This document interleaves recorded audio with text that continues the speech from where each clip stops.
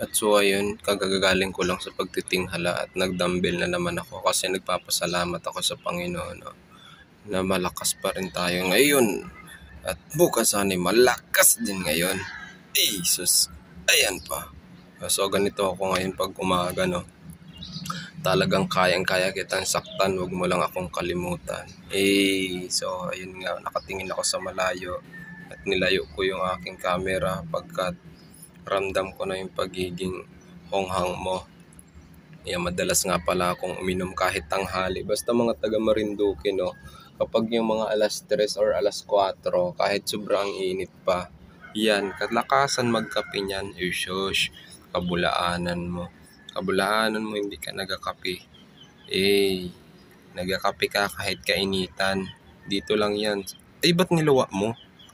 Ba't niluwa mo? Ano bang problema, B? Bakla, anong problema mo? Huwag mong iluwa, B. Ayan, kinapi. Ganyan kami mga taga Marinduque, B. Sige nga, B. Ayun, sa nga pumasok nga pala ako kasi yung sinaing ko is tuok na. Ayan, alam mo yung tuok? Ayan, yung maitim na yung mukha mo. Yung yung ilalim ng sinaing. Huwag kang mahiya. So, ayan nga, pumasok na ako doon para hinaan.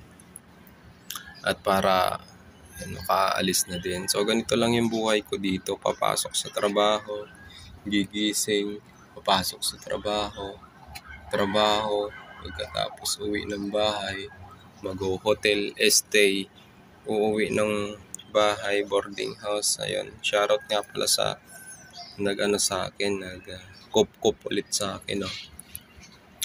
Papa Cho nga pala, no. So, andito ako ngayon sa bagong boarding house. Saan ka na ba, Alberto? Wala namang kakwenta-kwenta talaga itong ginawa mong video na to. Saan ka na ba? Isa, pag lumabas ka talaga, 2 na. Ayun, shoutout nga pala sa lahat, no. Kasi, malakas pa rin tayo. Ayun, tagal naman ni Alberto. Saan na ba yun? Walang kakwenta-kwenta na naman yung ginawa nito. Inubos ko na naman yung MB ko sa'yo, Alberto. Putang ina ka. Walang kwenta talaga. Asan na ba yun? Hampasin ko talaga ng tubo to eh. Pag nakita kita, hampasin kita. Ayan na si Alberto. Lah. Piling pogi ang puta. Aba. Nag-aalipong. Parang napunga-punga pa ito. Mayabang. Balakaw-bak naman ang muka. Parang nag-iisip ka. Ano bang iniisip mo? Wala ka namang isip.